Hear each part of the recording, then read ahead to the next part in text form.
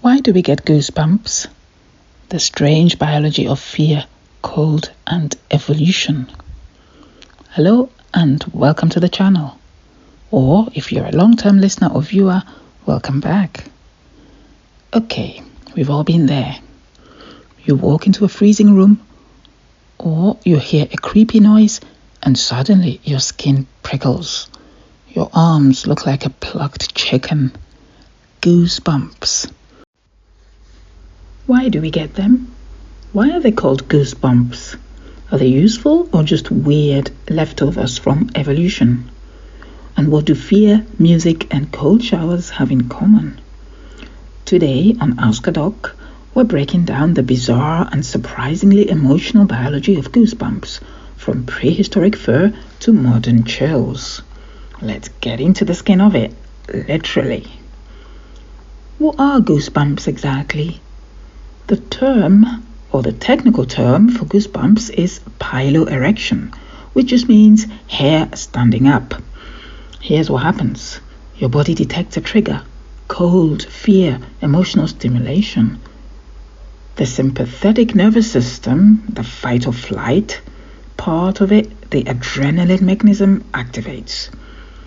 Tiny muscles called erector pili contract at the base of your hair follicles. This causes the hairs to stand on end and pulls on the skin, making that classic bumpy look. These bumps are most visible in areas with fine body hair, like the arms, legs, and the back of the neck. But why are they called goosebumps? Quick history break. Why the name goosebumps? Well, it's because plucking a goose's feathers leaves behind a similar dimpled pattern in the skin. Fun fact, in Dutch, kippenvel, chicken skin. In French, chair de poule, hen flesh. In Japanese, torihata, bird skin. Apparently, birds have been giving people the creeps for centuries. Evolution, when goosebumps made sense. Good bumps basically made a lot more sense when we were all furry. Yes, we human beings. Back when our ancestors had thick body hair, piloerection helped in two ways. Number one, thermoregulation, staying warm. Hair standing up created an insulating layer of air on the skin, like puffing up your fur coat.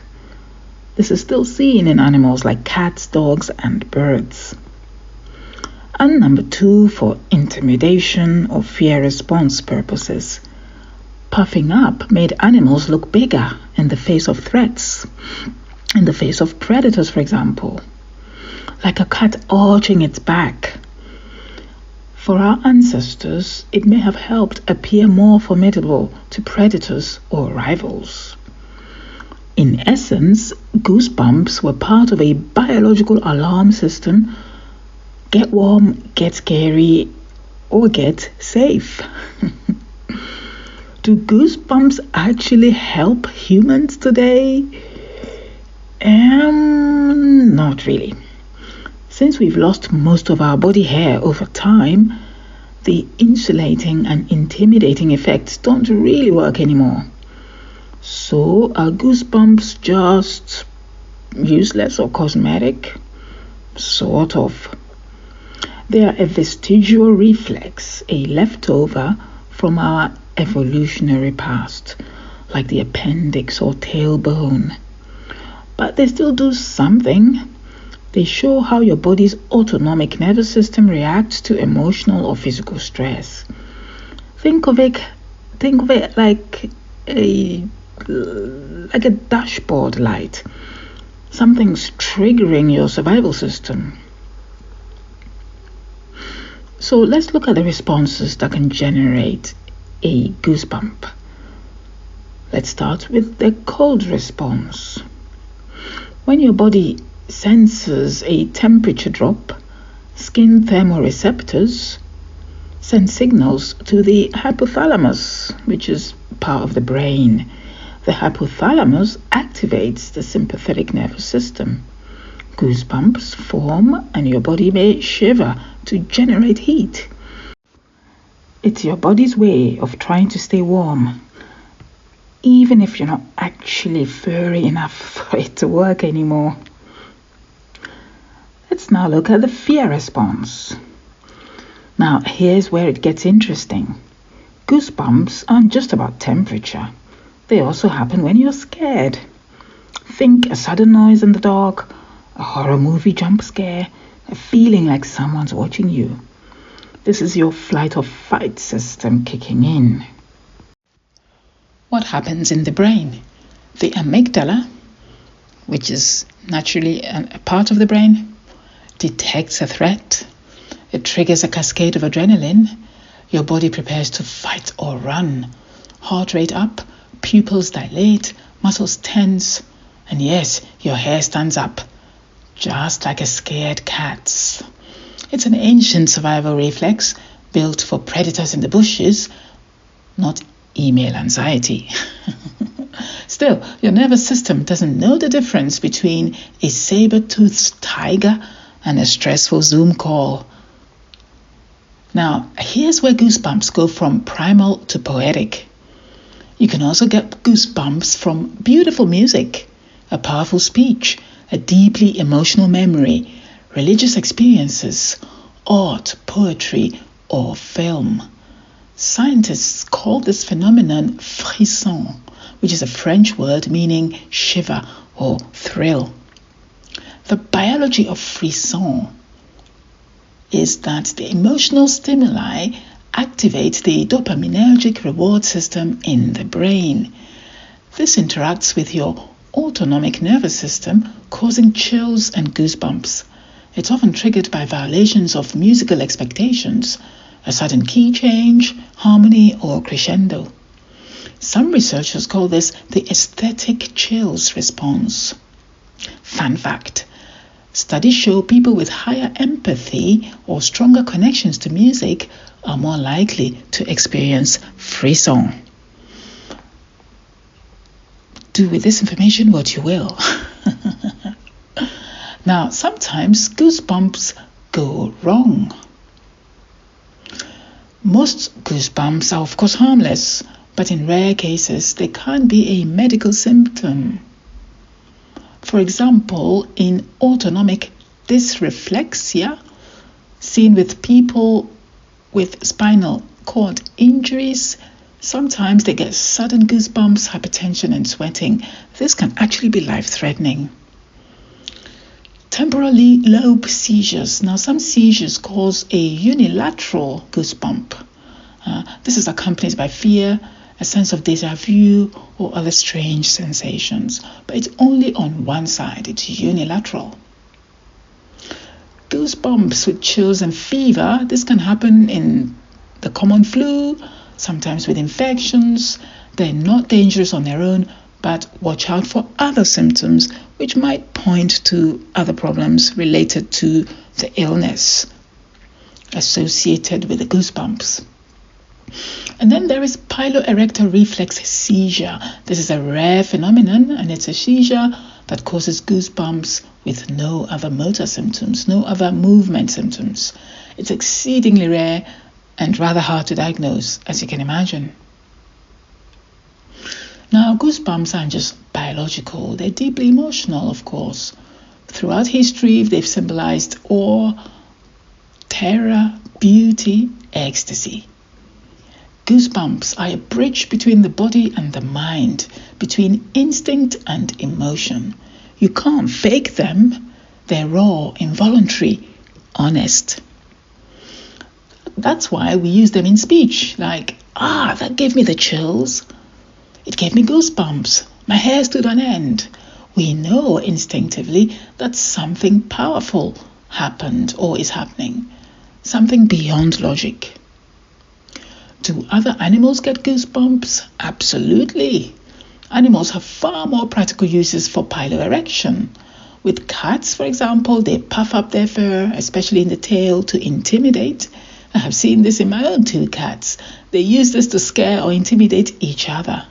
It's very entertaining to watch. But other than for my own personal entertainment, I'm sure it serves a useful physiological and social purpose for my cats. Dogs. They also have a similar phenomenon where the hackles rise when they feel threatened. Birds flap up their feathers to stay warm or to show dominance. And peacocks use this to peacock. Especially for the males to show their dominance over other males, especially in mating season. Porcupines are quite known for using their quills to stand erect when they feel threatened. Goosebumps in animals are all about communication and survival. We just happen to still have the wiring, even though our software has changed in humans. So let's nerd out completely and let's talk about some cool goosebump experiments. Studies have found that people are more prone to goosebumps who tends to have larger anterior insulae, which is a part of the brain tied to emotion and empathy. Goosebumps improve memory encoding. You're more likely to remember emotionally charged moments if they are accompanied by goosebumps. Music-induced frisson activates the same pleasure centers as food, sex, and drugs. Would you believe it? In short, goosebumps aren't just about survival. They're tied to what makes us feel alive. Can you control goosebumps? Sort of. Some people report being able to will themselves into goosebumps through deep breathing, vivid imagery, emotional recall, meditation, and hypnosis, either through self-hypnosis or third-party hypnosis. This is called voluntary piloerection, and it's very rare. Only a small fraction of people can do this consistently. So if you're one of them, congratulations, you're a superhero in a very specific, very useless way.